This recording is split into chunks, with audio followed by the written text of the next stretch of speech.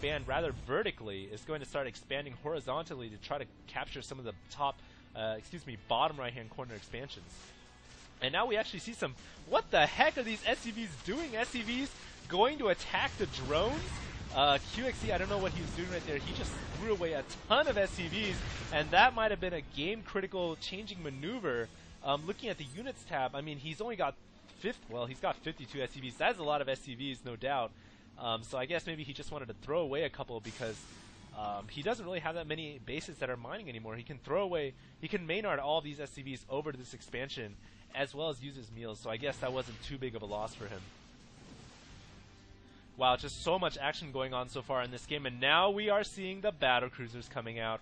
Holy crap, I would have thunk we saw it all. We saw the Thors come out, we saw Dropship Thor play, Broodlords in the game already, and now we are seeing the deadly battle cruisers coming out. We'll see how much damage they can do, though. They have not, the first one is out. They don't have any upgrades, but even without upgrades, they are just so deadly. Especially considering Sheth has gone for these Broodlords. I think QXE has made a wise tech choice because Broodlords cannot hit the ground. I think QXE also really needs to Maynard these workers. There they go, over to this inside bottom hand corner expansion. And right now, looking at the income tab, Sheth is still way ahead, about 400 minerals ahead, as well as 300 gas, 50 harvesters almost ahead as well, 40 or so harvesters ahead, and grabbing yet another expo. So Sheth now at 1, 2, 3, 4, 5, 6 bases. About 4 of them are mining, maybe 3, with a 4th about to be mining, and QXE at only 2 bases mining right now.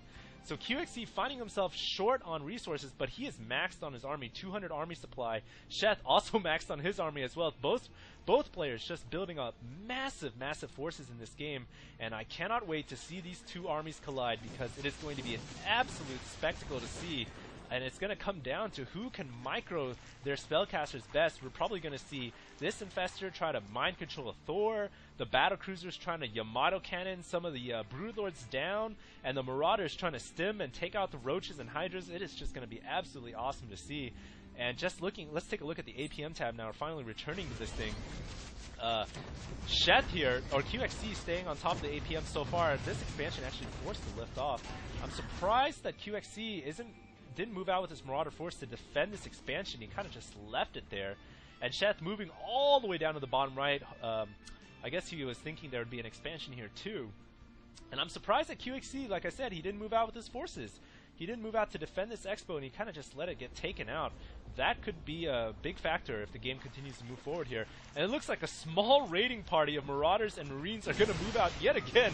I really love this play by QXC. He's going to kill off yet a couple more drones, but really, looking at the drone count right now, 66. Just so many drones, 65. They are dropping, but there's just so many drones. And with this many hatcheries and queens, there's like over 8 hatcheries right now. It is so easy for Sheth to rebuild those drones. I don't think he really cares. In fact, that's probably more like a favor to Sheth because it frees up some supply. He's going to be able to build more army units, so it's really kind of like a favor to him at this point in the game. And QXC might be in a lot of trouble, I think.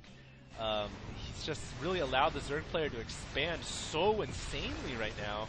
And Sheth showing him how to play macro style. QXC trying to play that micro-oriented Thor dropship play. In the end, doesn't really pay off if you let that Zerg player expand so crazily. So right now, this expansion is in danger of going down. Rocks are going to drop really fast here. And this planetary fortress, along with these battlecruisers, might be able to hold. The battlecruisers are going to have to wait, stick around the planetary fortress, and use those SCVs to repair the planetary fortress. But the Roach is moving in here to take out the starports. He needs to cancel those battlecruisers right now. That is a huge investment if he allows those to go down. Plague-Goo going down on the BCs, which doesn't really do much to them because it can still attack. Only does 36 damage as well.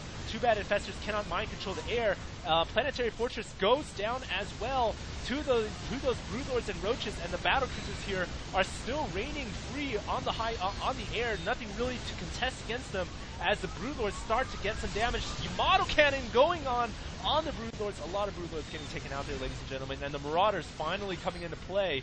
Meanwhile, another small attack going on here at the natural, but the Planetary Fortress is going to be able to clean house.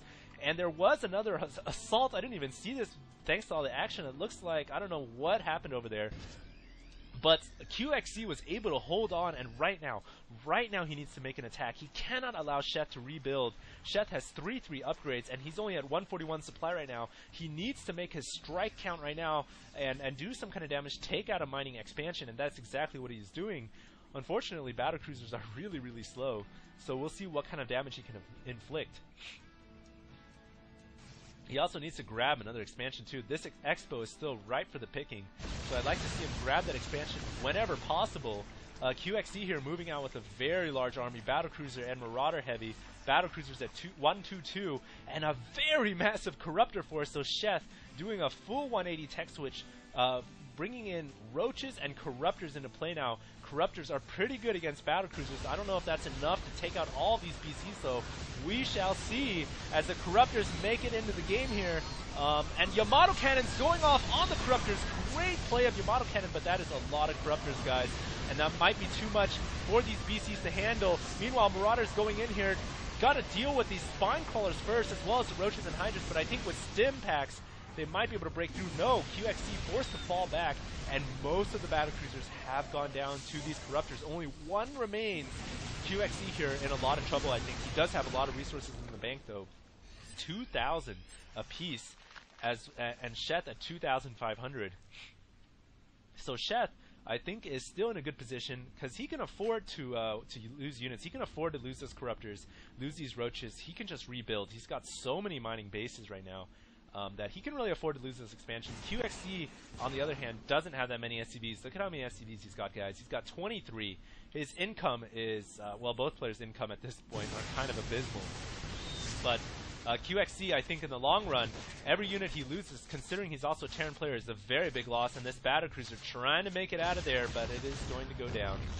And now Sheth starting to control the map, getting a lot of Broodlords and Corruptors and Hydras. I think that QXC is going to start facing an uphill battle right here. He's going to try to do some damage, and he's going to use the stim. Corruptors coming in here, taking out all of the dropships, and now the Broodlord's going to work. QXC is going to lose this entire army as well as this 9 o'clock expansion. Huge hit, huge loss for him right now, and I don't know what QXC can do to get back in this game. Just look at the mini-map, guys. The Zerg controls the entire top half of the map right now. This expansion now just going down. QXC only controlling a measly, dismal 3 bases.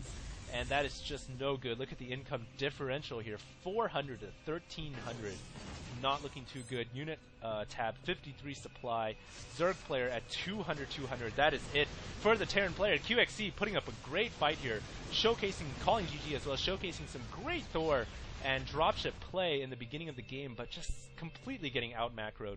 Didn't harass nearly enough and didn't keep up in terms of macro with the Zerg. So the Zerg player right there showing off how to heavy macro, how to just infest all areas of the map with all these expansions and playing very, very well indeed. So I hope you guys enjoyed that game.